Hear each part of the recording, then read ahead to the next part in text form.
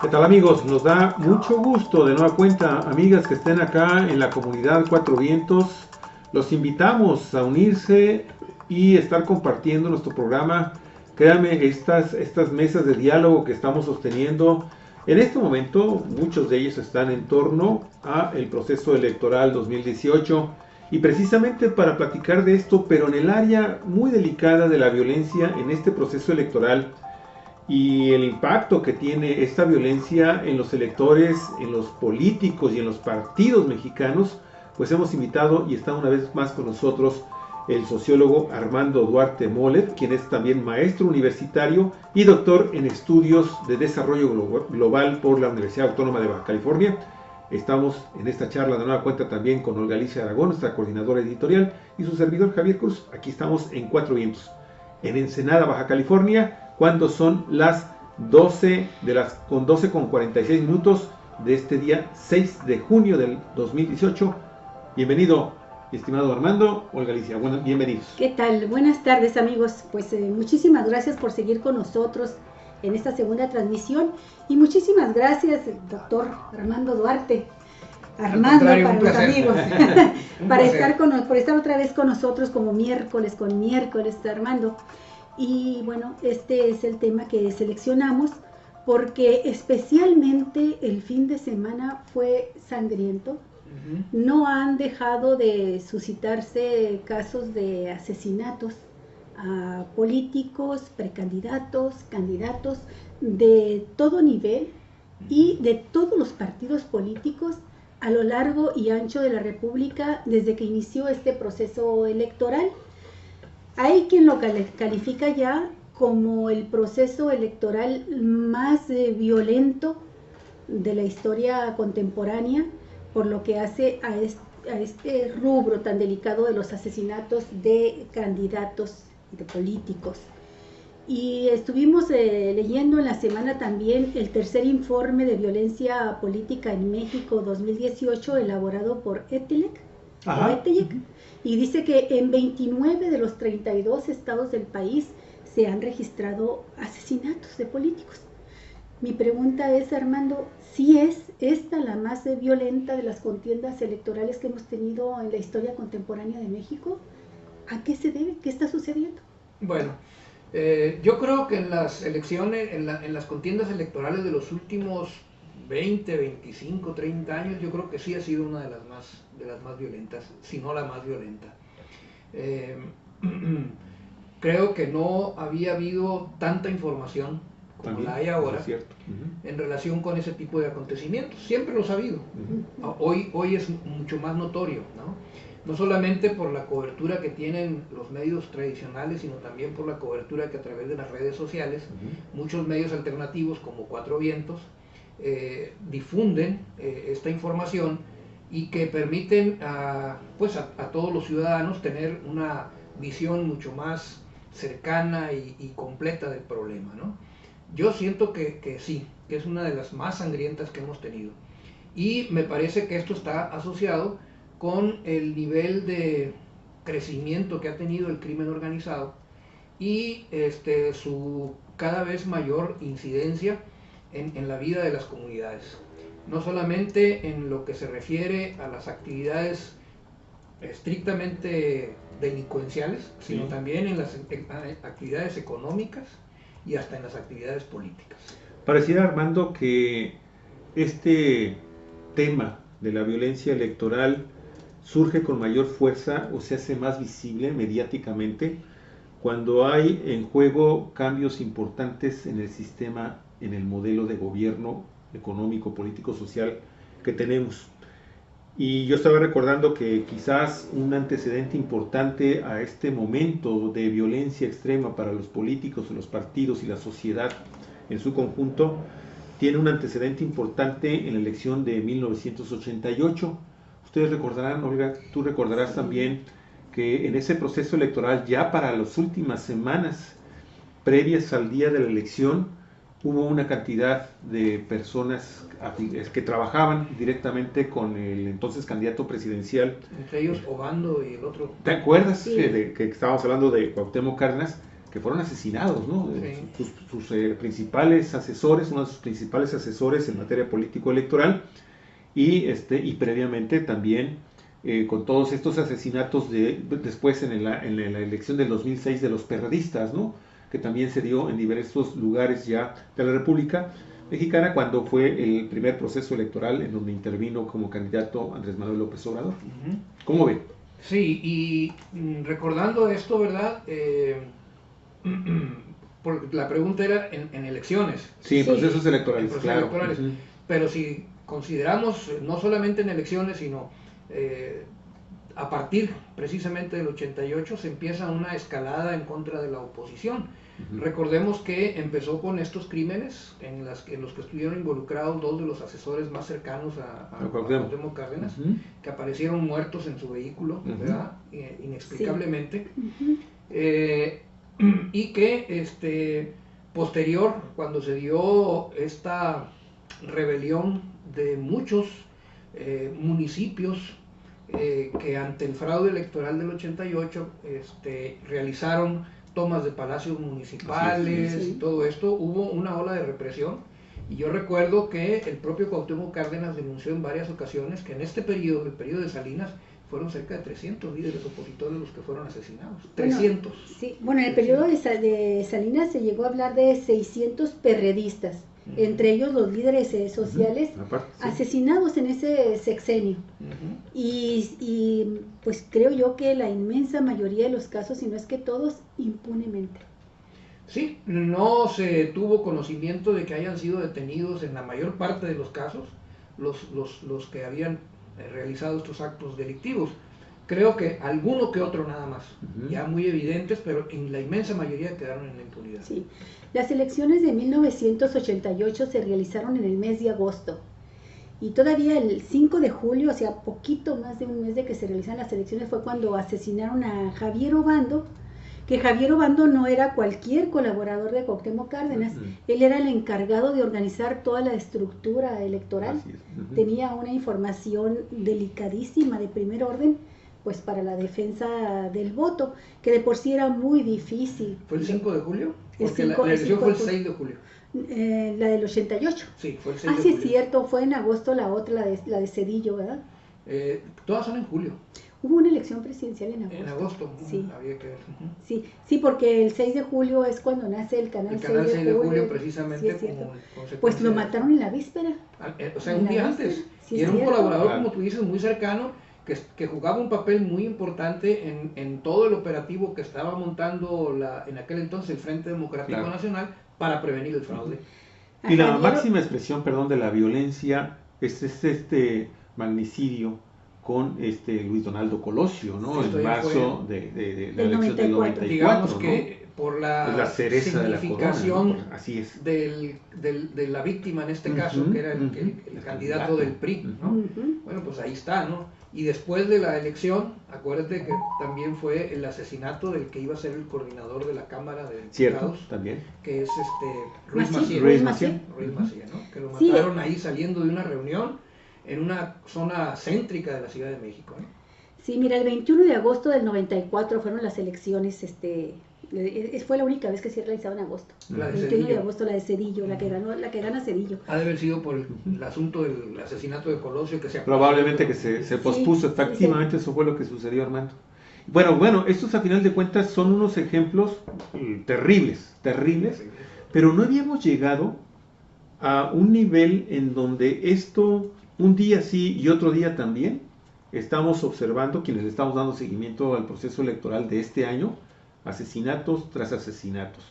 Y aquí ya no estamos hablando simplemente de candidatos, estamos hablando incluso de funcionarios del Instituto Nacional Electoral, estamos hablando de capacitadores, estamos hablando de coordinadores de campañas, de representantes de partidos en diversos estados de la República, y estamos viendo que están agarrando parejo.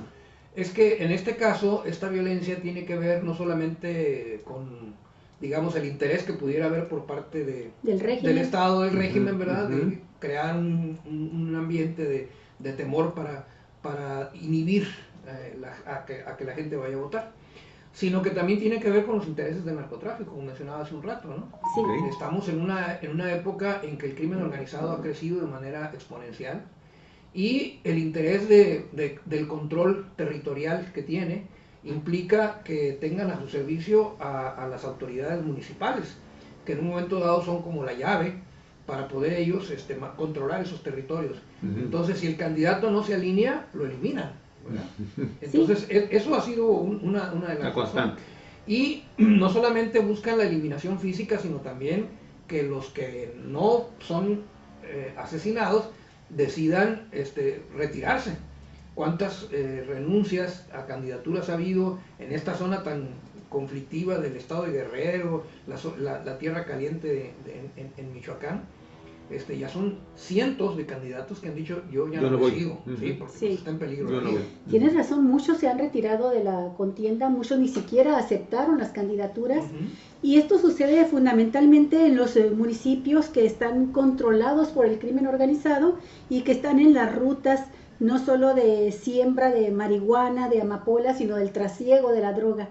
Recordemos el caso de los más recientes, el de la candidata a regidora en Zaragoza, allá en Chihuahua, Javier, que la matan, iban buscando al candidato a presidente municipal, ellos son contendientes por el PRD, y entraron 300 hombres armados, Armando. Entraron a este pueblo, que es un pueblo de no más de 10,000 habitantes, 300 hombres armados con armas de alto poder, se dejaron a ir sobre los candidatos del Partido de la Revolución Democrática, que el candidato ya había gobernado ahí, tiene un buen nombre. La gente pensaba reelegirlo, la mayoría gozaba pues de la simpatía de la mayoría del electorado, y tiene que ver con esto que tú señalas, o sea, es gente que no se sometió, no se subordinó a los dictados de los grupos criminales que operan en la zona, y les quemaron sus negocios, les quemaron sus casas, matan a la regidora, y de puro milagro se salvó el candidato a presidente municipal, que pues obviamente ya no está haciendo campaña, anda escondido, ¿no? Oye, Armando, pero cuando tú dices que hay posiblemente una intervención muy marcada de los grupos delincuenciales en la República Mexicana y que pudieran estar generando este tipo de ultraviolencia, este tipo de asesinatos, tenemos entonces que reflexionar sobre la calidad de los candidatos también que se están presentando al electorado, porque una de dos, o son miembros de estos grupos delincuenciales y están representando una alternativa para salir de esta ultraviolencia que se genera en varios municipios o regiones del país, o una de dos, son víctimas que simple y sencillamente no tienen absolutamente nada que ver, pero están en el camino de los grandes negocios que están fundando y que están operando en diversas partes de la República Mexicana, y que tú sabes que no nada más se dedican al trasiego de drogas, sino que están en la trata de personas, están en los secuestros, están en los robos de todo tipo, todas las actividades ilegales que podemos entender. Sí, y aquí lo que habría que preguntarse es cuál es el papel que asume en este caso el Estado como garante del orden y de la legalidad, porque es incomprensible que un grupo de sicarios tome por asalto un pueblo. Ya había habido antecedentes en Chihuahua, yo me acuerdo que hace algunos años en Krill pasó algo parecido. En Michoacán igual, ¿te acuerdas? Por eso surgen las autodefensas, ¿no? Porque ya dominaban hasta el puerto de Lázaro Cárdenas. ¿Cómo es posible que un operativo de esa magnitud no pueda ser detectado y atendido a tiempo por las autoridades federales? El ejército, la policía federal, llegan cuando ya todo pasó. Así es, exactamente. Sí, horas después. Entonces, ¿qué pasa? O sea, uno se pregunta, bueno, ¿y dónde está el Estado? Pues, ¿tolera? ¿Está de acuerdo? Es lo que te iba a preguntar, ¿Sí? ¿No será eso? Bueno, o tiene temor o no tiene capacidad de respuesta ante estos grupos criminales, no sé. Pero si es eso. Ya con la tecnología que tienen, el armamento que tienen y el equipo con que cuenta el ejército y la marina, les permiten tener una reacción rápida ante acontecimientos de esta naturaleza. Es incomprensible. Yo me acuerdo mucho de este caso de Krill, que hubo gente que lo filmó, ¿verdad? De los mismos habitantes. Sí. Fueron horas en las que anduvieron recorriendo casa por casa, golpeando gente, ejecutando personas, quemando propiedades. Tras reporte y jamás se presentaron hasta horas después. O sea, no es que tú digas, es que está lejos y no se puede llegar, pues si cuentan con helicópteros, con transporte, tienen tropas aerotransportadas de reacción rápida, no es posible que no... Hay regiones militares, hay zonas militares, campos militares. Yo tuve la oportunidad de platicar con algunos agentes del Ministerio Público allá en Chihuahua, cuando les preguntábamos por qué no iban a prender a la sierra a los asesinos de la periodista Miroslava Bridge, y nos comentaron que se intentaron 2 operativos, pero con 300 hombres.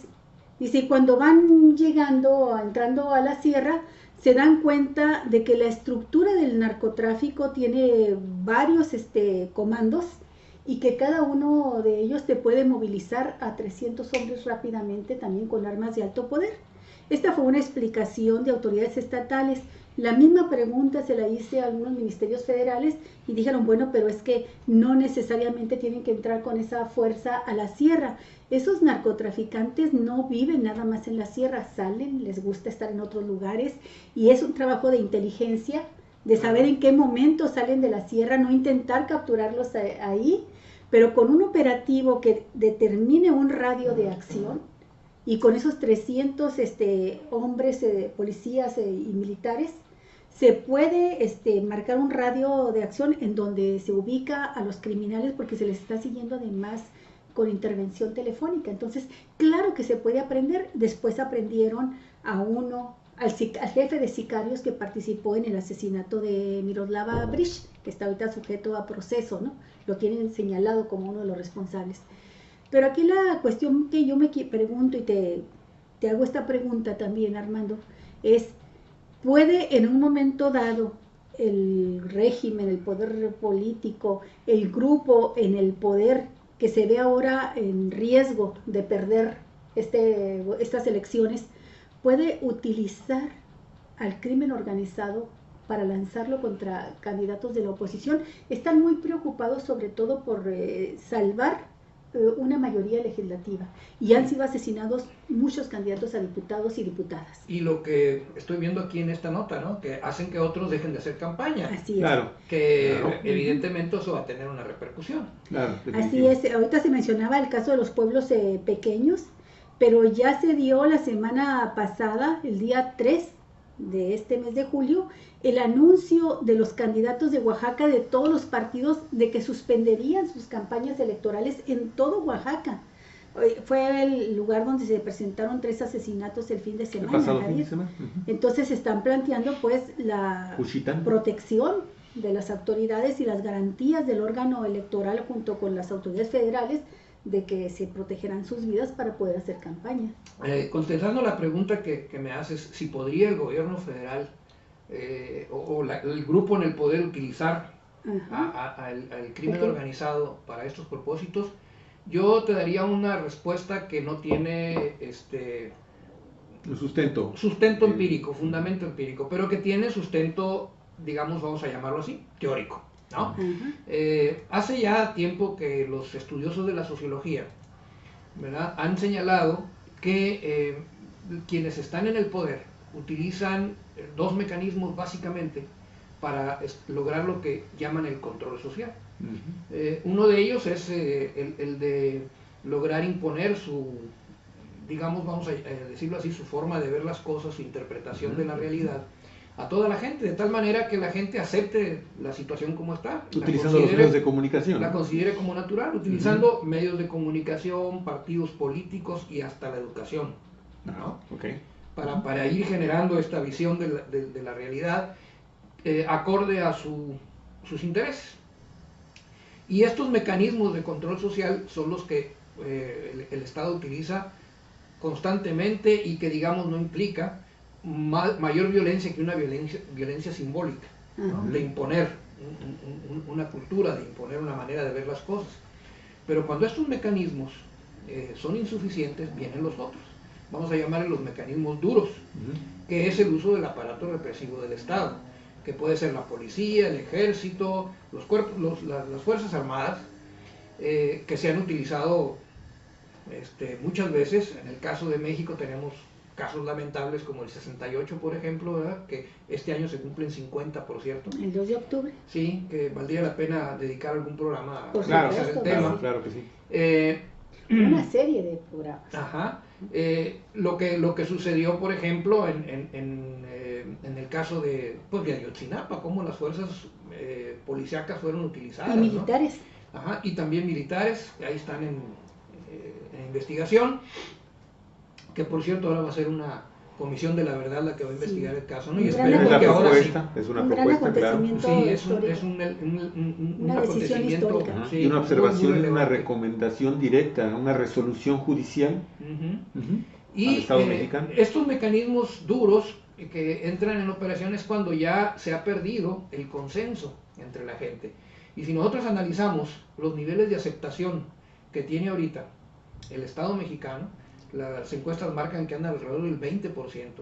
Y si vemos la posición del candidato representante de estos grupos, con 16%, que anda también en una intención del voto muy baja, en un muy lejano tercer lugar, y donde la gente ha empezado a cambiar esa forma de ver las cosas para adoptar una postura crítica que los ha llevado a respaldar al candidato de la oposición.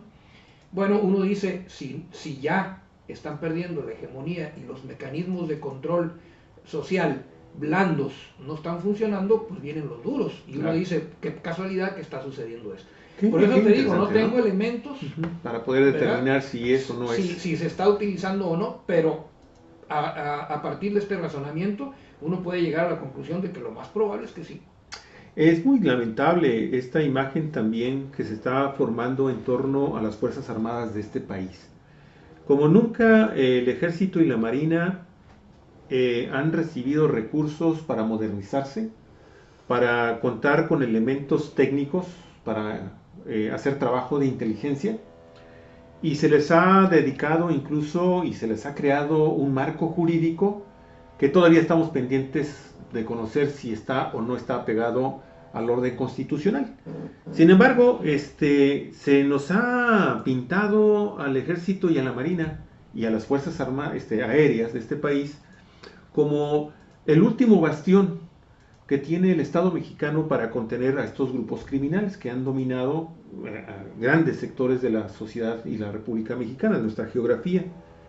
Y sin embargo, muchas también de los asesinatos que están ocurriendo a lo largo y ancho de la República Mexicana en este tema también electoral, se ha estado sospechando incluso de que, o al menos se ha señalado que algunas de las personas que han participado en estos asesinatos portaban uniformes, insignias del Ejército mexicano. Y cuando entonces estamos viendo esta incapacidad presuntamente justificada del Estado mexicano para contener esta ola de violencia electoral en la que tiene más de un mes y medio en que diversos partidos políticos se presentaron ante las autoridades federales, la Fiscalía Especial para atender delitos electorales en este país, que depende directamente de la Procuraduría General de la República, que en este caso todos sabemos que la PGR depende directamente de la Presidencia de la República, y que estaban señalando y que estaban exigiendo medidas cautelares para los candidatos. Y ustedes recordarán que algunos de ellos sí aceptaron incluso y solicitaron estos guardaespaldas, esta gente para que los protegiera. Andrés Manuel López Obrador dijo, no, yo no lo quiero. Pero de esto estamos hablando hace un mes, quizás un poco más de un mes. Y hasta el momento no se ha hecho ningún señalamiento por parte de la autoridad federal especializada en la materia de los delitos electorales, ¿sí? O de la PGR, que digan, ¿saben qué? Ya conocemos sobre el primer caso que se dio en septiembre del año pasado, cuando recién arrancaba el proceso electoral, ya sabemos al menos quiénes son los presuntos asesinos. ¿Se han fijado? No hay un solo señalamiento de carácter oficial por parte de la Presidencia de la República a través de la Procuraduría General de la República que nos diga, oigan, ¿saben qué? Ya estamos trabajando en esto, y con esto, cuando menos decirle a quienes están perpetrando estos asesinatos de que deben de controlarse. Bueno, en el caso de un candidato que parece ser gozaba de mucha simpatía de José Remedios en Guanajuato, y que fue asesinado el mayo 13. Ahí sí se señaló que fueron los huachicoleros presuntamente los responsables de este asesinato. Se especuló mucho porque José Remedios pues tenía una preparación muy sólida también como criminalista, había trabajado en estas áreas de gobierno, pero además era un líder muy importante de la Unión Nacional de Trabajadores Agropecuarios, de la UNTA, entonces tenía un liderazgo social muy fuerte, un trabajo como criminólogo y luego su trabajo político como candidato, pues le hacía tener muchísimos reflectores sobre él, ¿no? Y dice que pues el problema es que no aceptó acuerdos con los huachicoleros del Triángulo Dorado. Incluso recuerdo que días antes, no sé si un día, 2 días antes de que fuera asesinado, él había en un acto público había hecho una declaración, ¿no?, de que él no se iba a rajar, no iba a doblar los brazos, ¿no? Sí. Bueno, ahí está la consecuencia. Y miren, es que es verdaderamente lamentable la reacción que ha tenido el Estado en este aspecto, y eso es lo que hace sospechar. Claro. De la misma manera como sospecha uno de que cómo es posible que se haya hecho este operativo de 300 sicarios allá en Chihuahua y no haya intervenido oportunamente la autoridad federal. En el caso de Nestora Salgado, ella pidió protección, claro, debido a que pues la zona donde ella está trabajando es una de las zonas más conflictivas en este terreno. El estado de Guerrero. Le envían 2 agentes sin vehículo y sin armas. Así es. Y le desmantelan o no le permiten que sus compañeros de autodefensas la protejan, estén con ella, porque no pueden circular por las carreteras federales. Y ante ese escenario, ¿quién no te dice que cualquier persona, incluso que pudiera tener un pendiente personal con Nestor, ¿sí?, que podríamos hablar de un presidente municipal al que se le cayó un tingladito con su policía municipal, vinculada directamente con grupos delincuenciales en esa región que se dedicaban a robo de vacas? Así es, ¿sí? Y que podría en un momento determinado, y que creo que ahora es hasta candidato, candidato municipal, ¿sí? Y que pudiera entonces tomar la decisión de decir, bueno, como ahorita no hay total impunidad y los asesinos de candidatos y de funcionarios electorales y de ciudadanos que están trabajando con un partido electoral no les pasa nada, pues yo me aprovecho y mando a asesinar. Bueno, pues recordemos el caso lamentable de este periodista alemán, Ricardo Alemán. No, cierto. Que abiertamente, ¿verdad?, en redes sociales dijo, bueno, se están tardando, ¿no?, haciendo referencia a aquellos que estaban enojados con López Obrador, pues, ¿por qué no lo mataban? O sea, estos niveles no se habían visto. No. Se habían dado muchos casos de violencia en el país, y no solamente en la época contemporánea. Esto viene desde el surgimiento de nuestro régimen político, ¿no? Sí, famosas las caricaturas de Abel Quesada con los candidatos y los diputados con la pistolados, ¿no? Pero estamos hablando de los 40, de los 30. ¿Cómo los representantes de los partidos de oposición en las casillas eran corridos a punta de pistola? Así es, ¿no? Se robaban las urnas así a punta de pistola, ¿no? Y si se ponía la gente, bueno, pues empezaban a disparar. Era una total impunidad. Pero no me había tocado conocer un caso de que públicamente, ¿verdad?, alguien que tiene de alguna manera cierta presencia, por no decir influencia en los medios, como es este periodista, pues haya hecho una alusión tan directa al uso de la violencia para impedir que un candidato... Y no le pasa nada.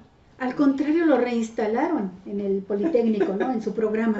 Yo me imagino que es para no liquidarlo, para no meterse en un litigio, laboral total. Pero porque ya se le va a vencer de todos modos su contrato. Estaremos muy pendientes de qué sucede una vez que se le venza su contrato.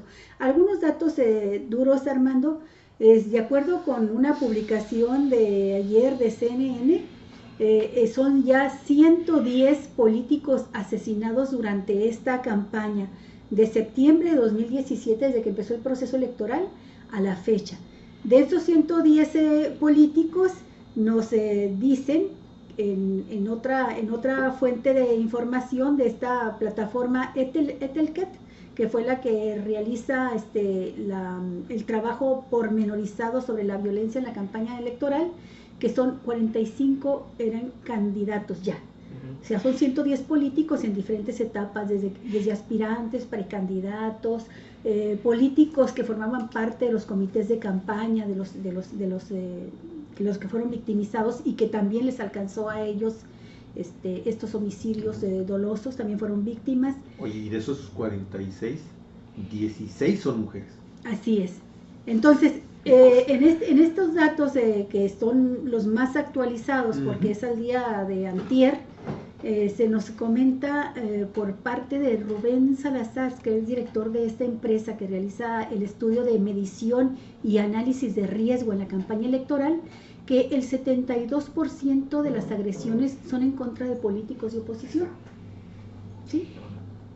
Sí, pero bueno, obviamente también hemos encontrado del Partido Revolución Institucional, del Partido Verde Ecologista, del Verde fueron las más del recientes. Partido Nueva Alianza, del Partido Encuentro Social, del Partido del Trabajo. Estamos hablando de 12 asesinatos al mes.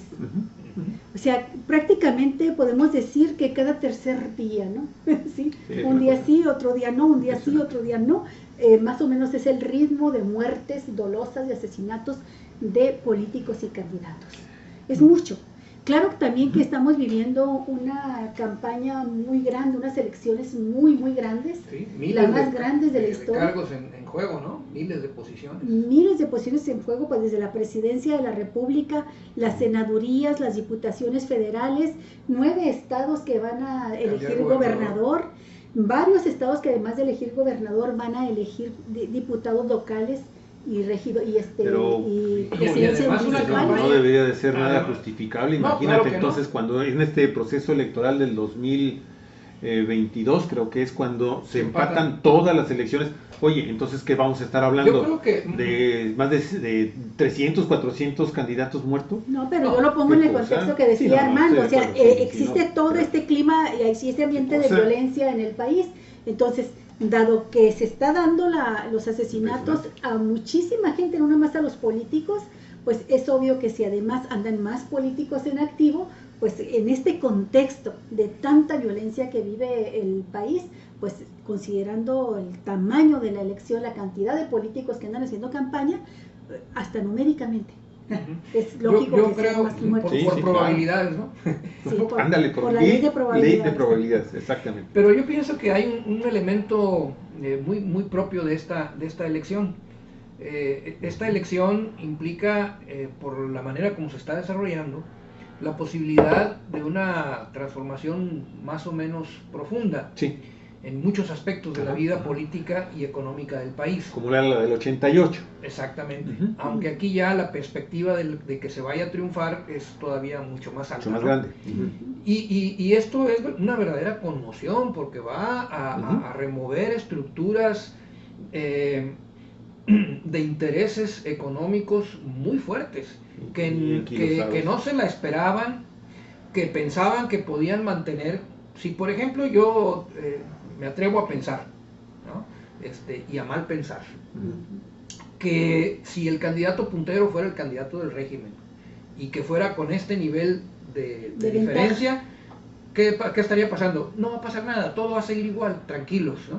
Que llegue y ya negociaremos con él, el crimen organizado, ¿verdad? Y mantendremos las cosas. Pero como es una red de complicidades, ¿verdad? Exacto, como es, todo eso se va a remover, ¿no? Esperemos que así sea. Y si había acuerdos con este, con aquel y con aquel que pertenecían al equipo gobernante ahorita y eso les permitió operar, todo eso va a cambiar.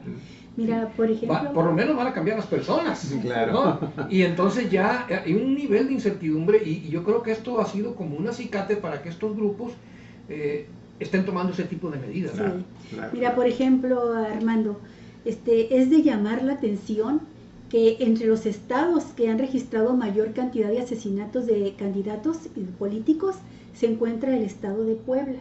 Y uno le dice, caray, Puebla. Bueno, está Puebla y luego le sigue Guerrero y después Oaxaca.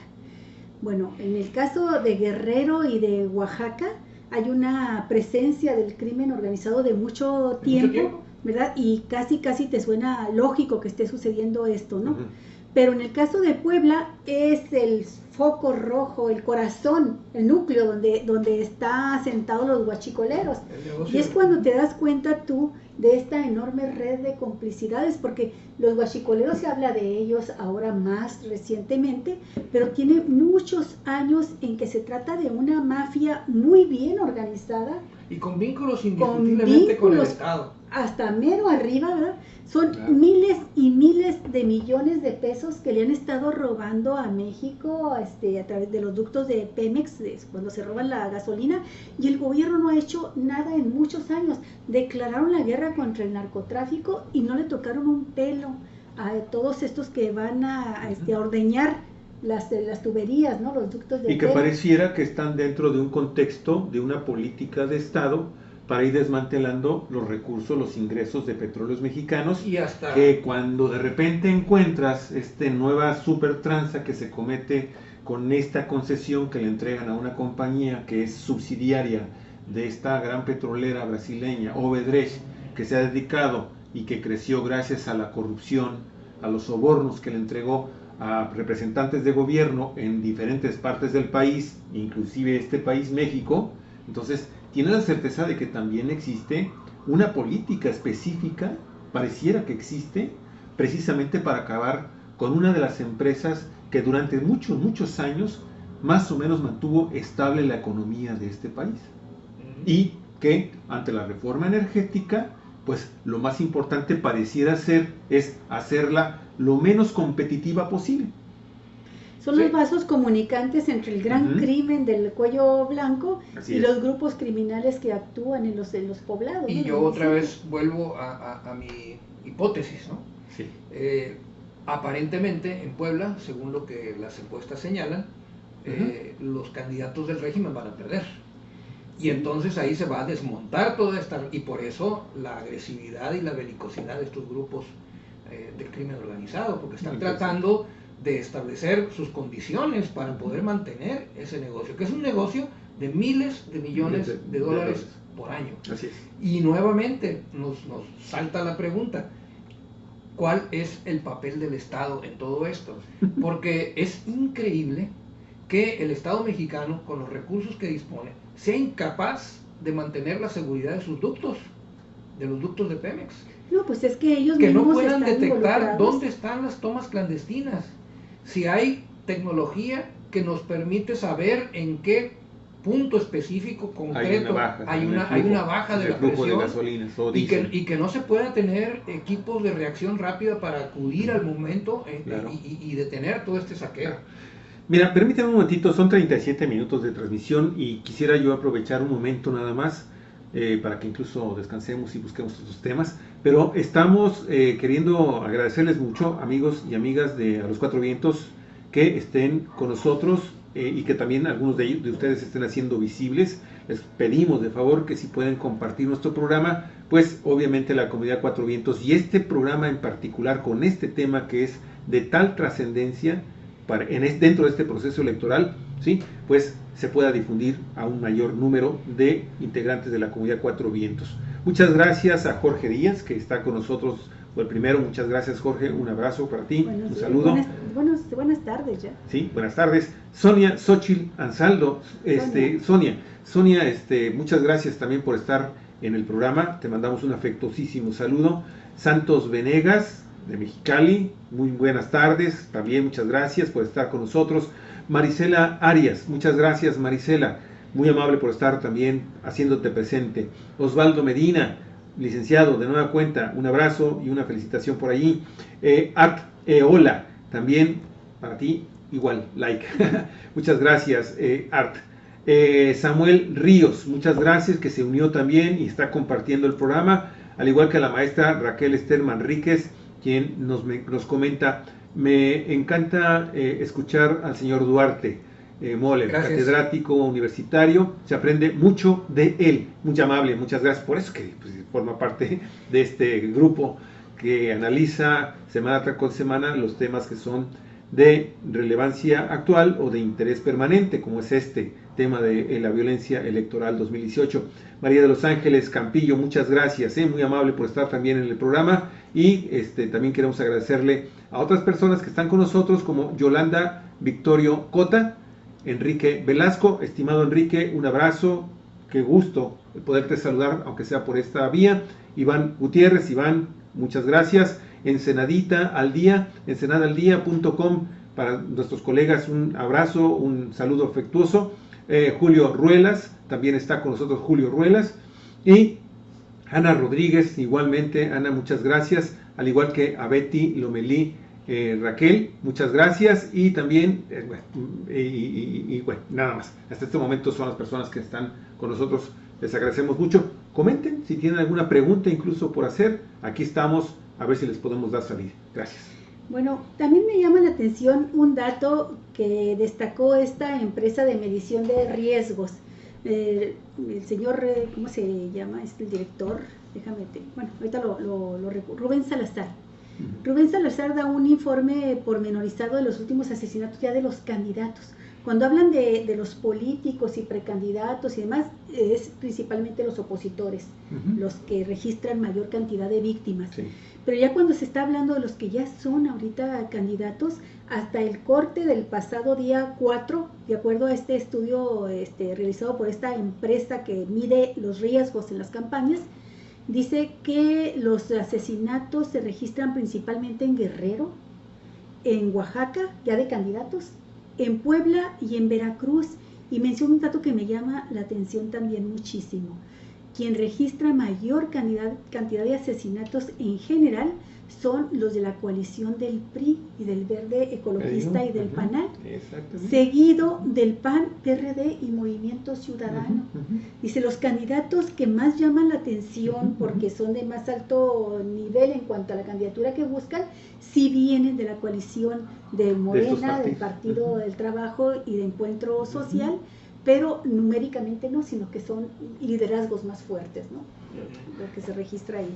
Yo quisiera también comentarles, porque hace, ¿qué será? Como unas 3 semanas ya, prácticamente 3, el aparato de organización de capacitación del Instituto Nacional Electoral hizo un llamado urgente a los ciudadanos que habían sido seleccionados para ser funcionarios de casillas y que no se estaban presentando porque han manifestado que no están dispuestos a participar en este proceso electoral y fundamentalmente en aquellas zonas del Estado de la República que tienen estos conflictos de estar siendo asesinados, incluso te digo, capacitadores o funcionarios que ya fueron electos y que se conoce que fueron electos como funcionarios electorales y que están también siendo asesinados o coartados con amenazas, llamadas amenazantes a sus teléfonos, a sus redes sociales, y que eso también desalentó. Dieron una cifra que a mí me llamó muchísimo la atención. Creo que alrededor de todo el personal que fue seleccionado para que fuera funcionario electoral en este proceso electoral, casi el 18% de ellos habían rechazado, alegando ser funcionarios, alegando este tema de la inseguridad y del temor de ser víctimas de un atentado, de un asesinato, de un intento de muerte, ¿no? de asesinato. Ahí está el factor del temor, que es muy real, por cierto, porque si algo, digamos, es rescatable de todo este proceso de democratización, si le podemos llamar así, en el Estado mexicano, ha sido la integración de este órgano que es el que se encarga de la organización y vigilancia de las elecciones, que es ahora el Instituto Nacional Electoral, anteriormente el IFE. Y un elemento que yo destaco es la intensa participación ciudadana, ¿verdad? Sí. Alrededor de esta estructura.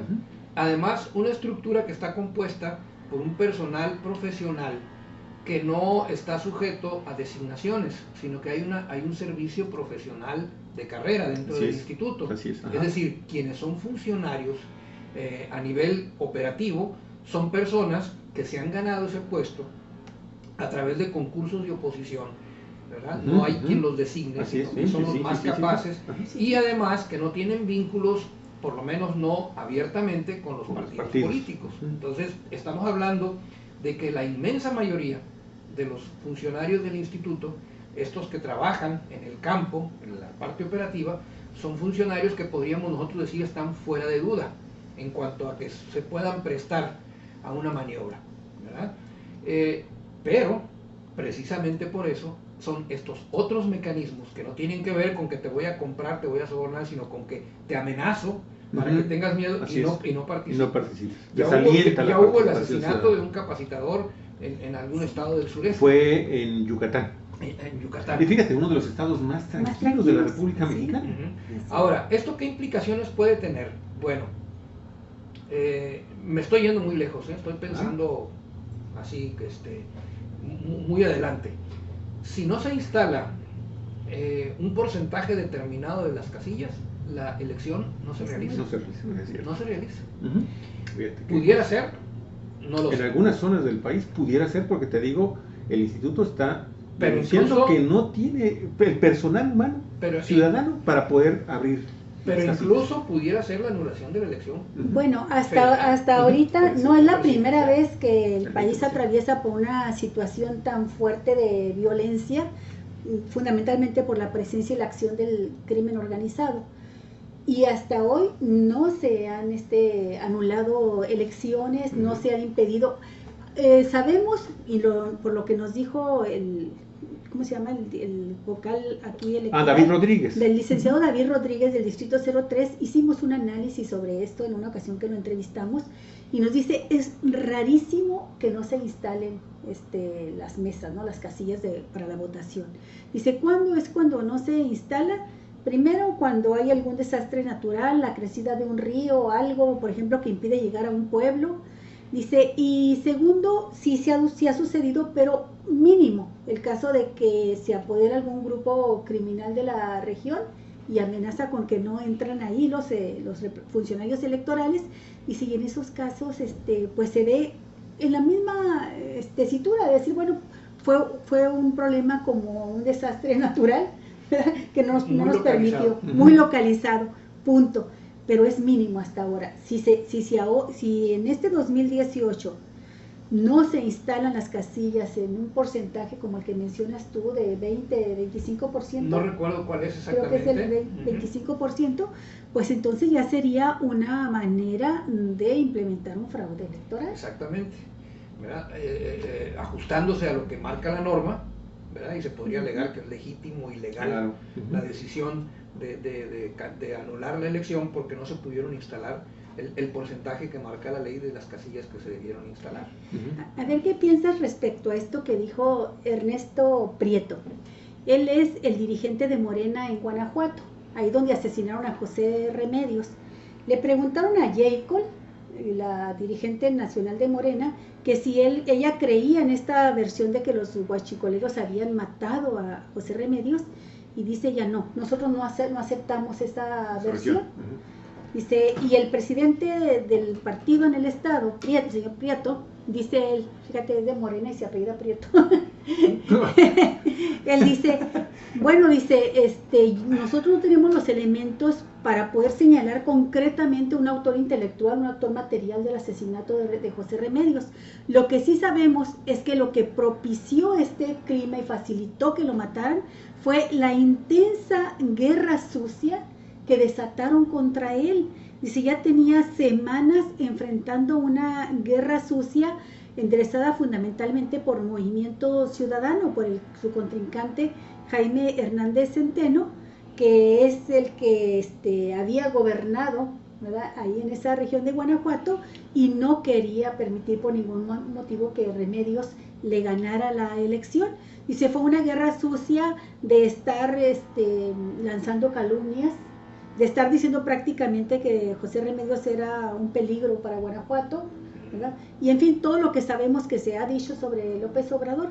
Y él dice, esta guerra sucia fue el marco perfecto para que, si no fueron ellos directamente los asesinos, sí le mandaran la señal a algún criminal de que era vulnerable José Remedios por la manera en que lo estaban satanizando en esta campaña electoral.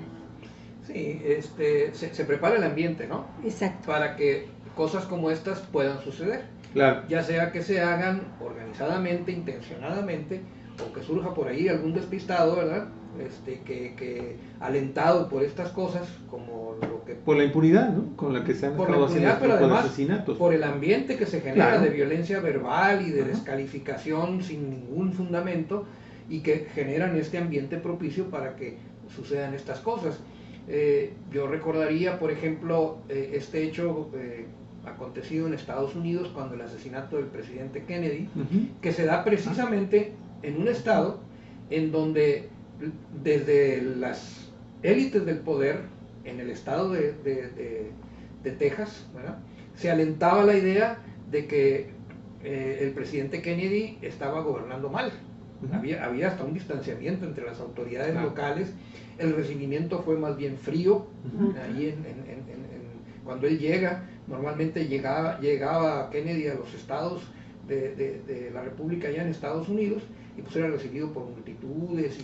Bueno, en el caso fue todo lo contrario, ¿no? O sea, ahí había un ambiente hostil, que de alguna manera creó ese marco propicio para que este tipo, bueno, los que lo hayan asesinado, ¿verdad? Porque no es todavía un caso abierto, no se ha cerrado, como el caso Colosio, por ejemplo, es un caso abierto, y generan este ambiente que favorece esta violencia, ¿no?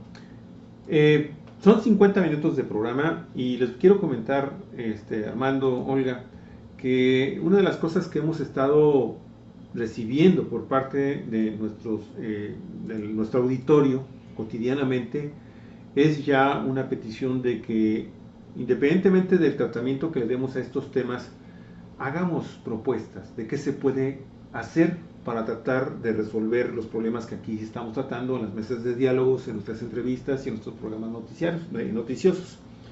Y en ese sentido, yo sé que es muy difícil en este momento por las mismas condiciones en las que está operando el Estado mexicano, un Estado mexicano que está prácticamente en este momento herido de muerte, ¿sí? Y que por lo mismo es todavía mucho más peligroso, poder decir, bueno, esta ultraviolencia político-electoral la podemos tratar de resolver así. Pero yo creo que una de las cosas, a mí me ha llamado mucho la atención, el que, si bien es cierto que estamos viendo que están siendo asesinados y agredidos candidatos, porque ha habido candidatos que han renunciado siendo ya candidatos, y que ante los atentados, incluso algunos de que ellos han sido víctimas, por ejemplo este candidato de Chihuahua, que iba tras Mendoza, él, que era el candidato no se sabe todavía municipal. dónde está. Bueno, pero en fin, me llama mucho la atención que, si bien es cierto, el abanico abarca a todos los partidos y a todas las corrientes ideológicas, los candidatos a la presidencia, que obviamente son los que tienen en este momento el poder mediático, porque tienen un seguimiento constante, casi hasta de lo que escupen, ¿no?, cuando van caminando por la calle, por parte de los medios, no sean capaces ni siquiera de, en un momento determinado, de unirse en esto que aparentemente es elemental, de pedirle al Estado mexicano, al presidente de la República, a la PGR y a todas las demás instancias que tienen que ver con la resolución de estos problemas, del acotamiento, del control de estos problemas, que no sean capaces de tener un poco de humildad y decirle, oye, Bronco, Mid, Anaya, Peje, vamos a ponernos de acuerdo y vamos a ir a Los Pinos a decirle al presidente de la República que ya basta de esto, ¿no? Porque evidentemente, como lo hemos estado analizando aquí, evidentemente la sombra de Los Pinos finalmente se tiene que proyectar forzosamente en este contexto de ultraviolencia político-electoral. Aunque y si sea no, por omisión. como sociedad, aunque sea por omisión, pero ahí está la sombra.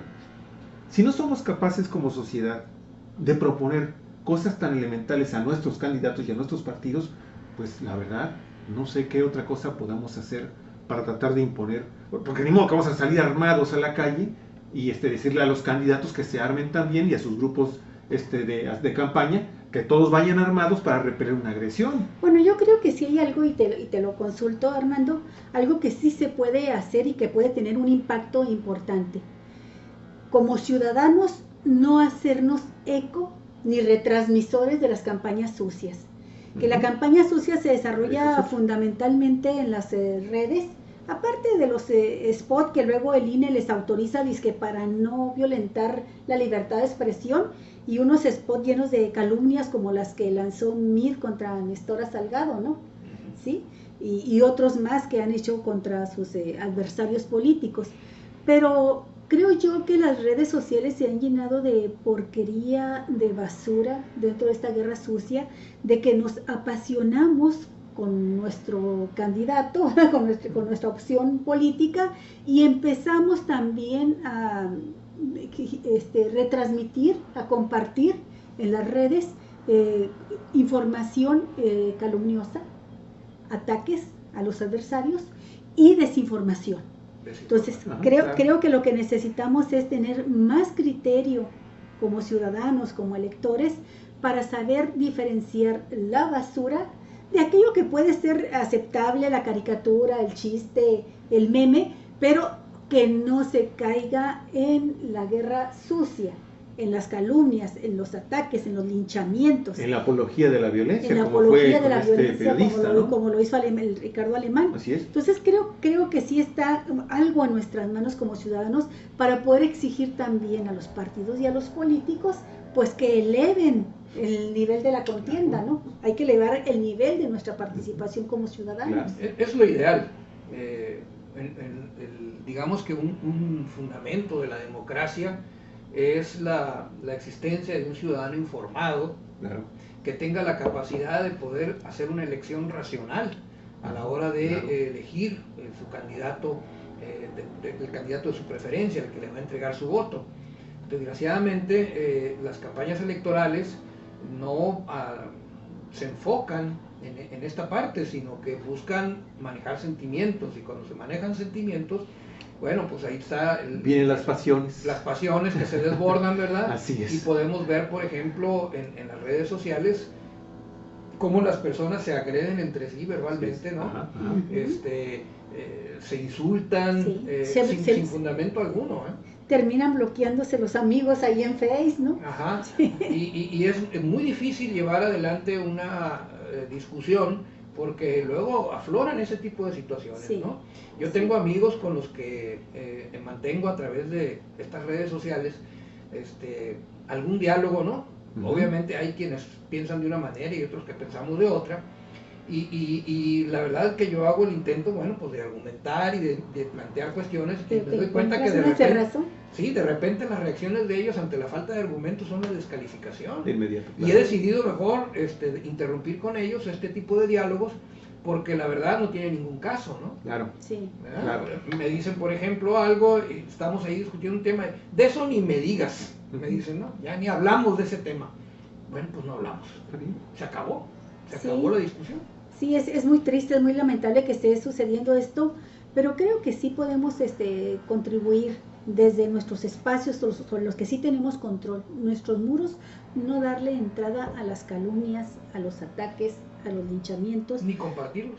Claro, no compartirlos. Yo de hecho me he dado a la tarea incluso de estar borrando información que me mandan contra cualquier candidato, cuando sé que se trata de información calumniosa, que se trata de guerra sucia. No así cuando se trata los actos que realizan los caricaturistas, de humorismo, cosas así que también le ponen su sabor a las campañas, ¿no? Pero es muy fácil de distinguir, y es muy fácil también entender lo siguiente, ¿no? Porque opera en la vida cotidiana y opera también en la política. En la medida en que aumenta la violencia verbal, se va incrementando la posibilidad de la violencia física. Esto sucede en la violencia familiar, lo tienen estudiado los psicólogos, los especialistas. Bueno, lo mismo sucede en la política. En la medida en que incrementamos nuestro nivel de ataques y de violencia verbal, que hay cosas horrorosas que se dicen de veras también en las redes, estamos propiciando el terreno para que se dé esta violencia física. Es decir, de alguna manera somos corresponsables también, claro, si no le ponemos un alto como ciudadanos. María de los Ángeles Campillo, muchas gracias. La maestra Raquel nos está comentando, Raquel Manríquez nos dice, pena,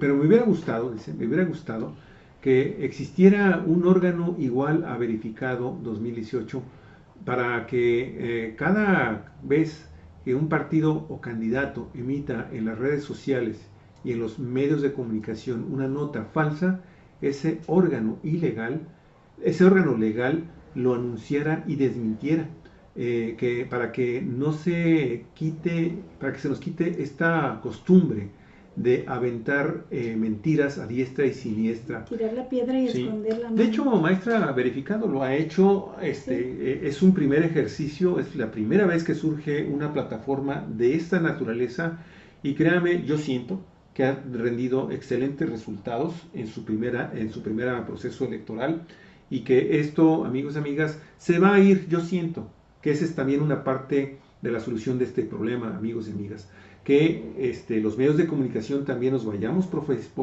profesionalizando y tengamos también la humildad de asumir nuestro rol con profesionalismo y con seriedad, ¿sí? Con objetividad, siempre con esa responsabilidad social que nos debe de estar motivando para ser cada día mejores. Sin embargo, ahí vamos, siento yo que vamos avanzando y lo que no podemos permitir es que esta escalada de violencia siga creciendo y muchas veces yo creo que es muy importante acotar otro tipo de violencia que no es física pero que también de alguna forma siempre nos está golpeando, que va creciendo y que pues tiene que ver con las falsas acusaciones, como lo dice la maestra, con noticias falsas, las calumnias que van pues tratando de beneficiar a un candidato sobre el otro. Armando. Y cuando vemos candidatos que a pesar de todo esto que se está viendo se empeñan en mantener ese discurso de confrontación, de ataque, de calumnia, pues la verdad es que ellos también no contribuyen casi en nada. Sí, ¿no? Nada, claro. Fue el caso, hay uno de los candidatos, ¿verdad?, que ha sido muy insistente precisamente en la posición contraria, ¿no? Cuando le empiezan a tratar de buscar, lo que dice él es amor y paz, ¿no? Yo creo que esa es la actitud de todos los candidatos, ¿no?